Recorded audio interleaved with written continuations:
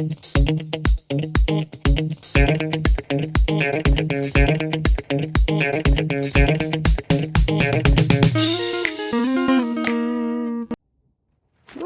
hi. Yeah, today there is a little bit of a perspective change happening, because sometimes the answers are in the details, you know. Will it be the case for the next question? Let's see.